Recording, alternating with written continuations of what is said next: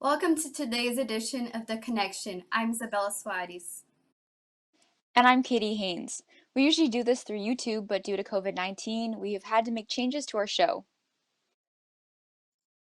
We are here with Mr. Tyler and Mr. Cameron, both the principal and vice principal of ATC, to talk about what has changed in the school after the pandemic.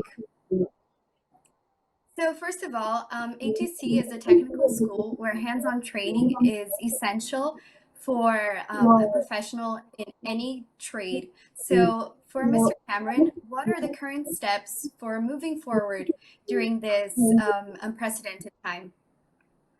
Well, I would say that this probably applies to almost every high school in the sense, not just the vocational school, but we are continuing to move forward. Our teachers are working very hard from home to deliver the content in the theory portion of their courses. So things continue to happen. We are certain parts of the course, of course, we can't replicate right now.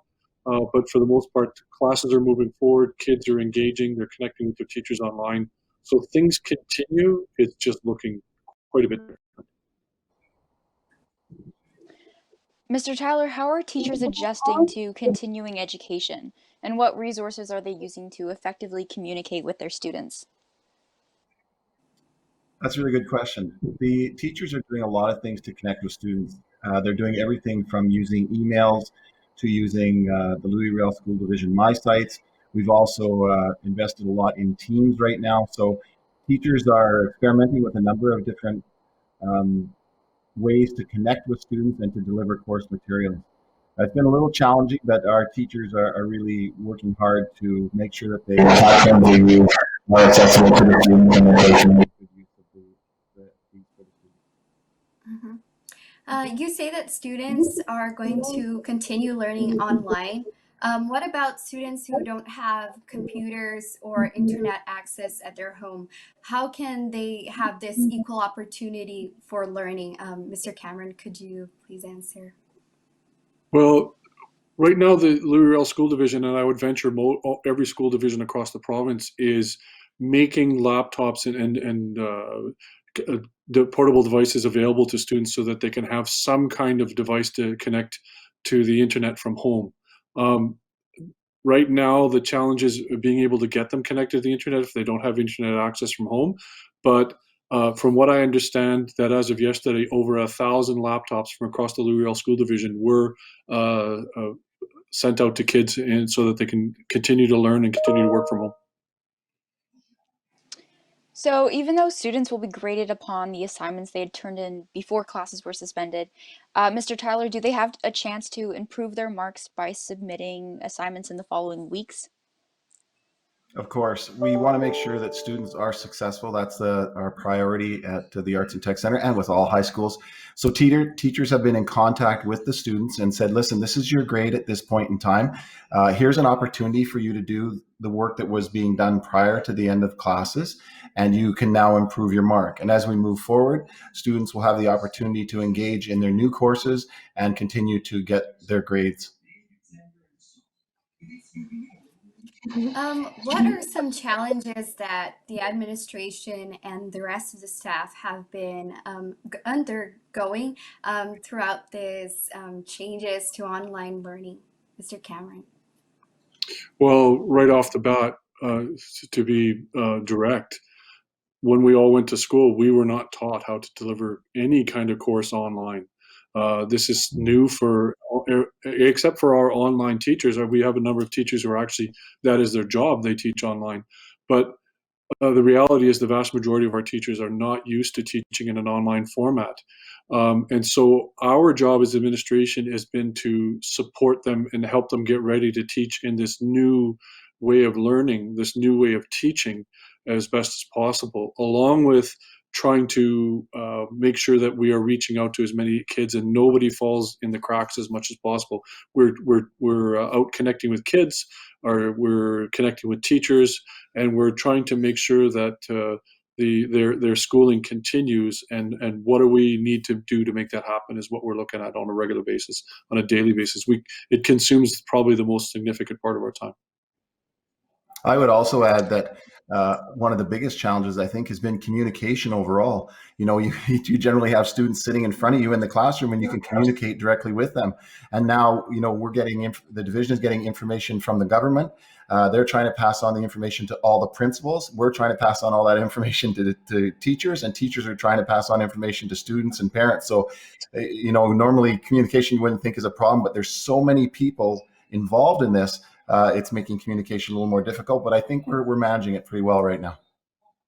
And Of we've course. learned about some interesting dynamics that we didn't expect to hear about. And that was, you know, in today's world, for example, you know, many of us live in a world where technology is accessible, but, you know, not everybody has access to technology, and that's made things a challenge. We're also learning another interesting one that recently came across to us, and that is just simply that having one device at home was not enough. When you've got 2, 3, 4 children at home, having that one device so that only one person can be accessing at a time has become a challenge. So how can we manage that? We are literally sending devices home to families who only have one device, and you know they have 2, 3, 4 siblings out there.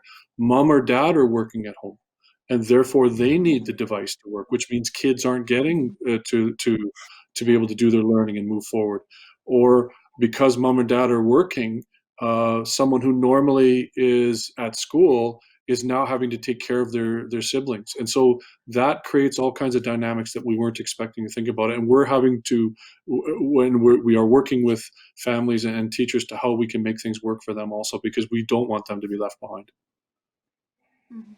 So the province of Manitoba has indefinitely suspended classes for the rest of the school year, and although the current situation is uncertain and ever changing, Mr. Tyler, how will the rest of the school year look at ATC? Well, unfortunately, we probably won't have students in our building, which is sad for all of us because we'd love to see students there. But you know what? We're moving forward.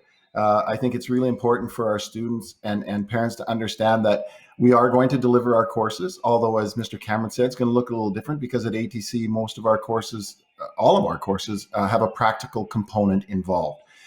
So we're going to deliver the theory as best we can. We're going to move forward and try to ensure that students learn the theory pieces, maybe have some opportunities to do some practical pieces, and that they can earn the credits that they need as they move forward in their programs. I just want to jump in a second that just to clarify too that schools have been suspended indefinitely, but we don't have a finite date as to whether it's going to go to the end of the year.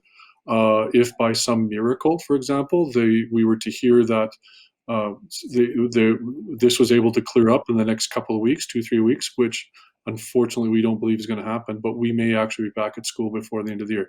We would love, as Mr. Tyler was referring to just a minute ago, we would all like to be back at school. That's what we want, that's what we prefer, and that's the best. But unfortunately, until we hear that, but that could happen anytime, you know, until we hear from the medical the health department of the province. They're the ones that are going to give us clearance to go back to school. So when we hear from them, we'll be ready to go. Mhm. And to end our show in a lighter note, Mr. Tyler, if you could send a positive message to our students, teachers, the rest of the staff. Well, I just want to make sure we tell all our students, you know, that even though we don't see your faces every day, that our teachers are thinking about you and they're concerned about you. And on behalf of Mr. Cameron and myself, we want to make sure that everybody stays home. Keep your distance, wash your hands, and stay safe. That's the most important thing because we want to see everybody back at ATC in the fall. Right, thank you. We just wanted to thank everyone for tuning in to today's special edition of The Connection. We hope this information provides you with some comfort in these trying times. Mhm. And Thank for you the very much for latest having me. update, oh, and for the latest updates for COVID-19, please make sure to check our social media at atc. Actually, you can go on Twitter at LRSD_TV or Instagram with the same name, and Facebook and YouTube also all with the same name. So please make sure to check that out. Stay safe and stay connected. Mm-hmm. Take care. Thank you From for having us. LRSD, Thank you for having us. thank you. From LRSD, I'm Isabella and And I'm Katy Haynes.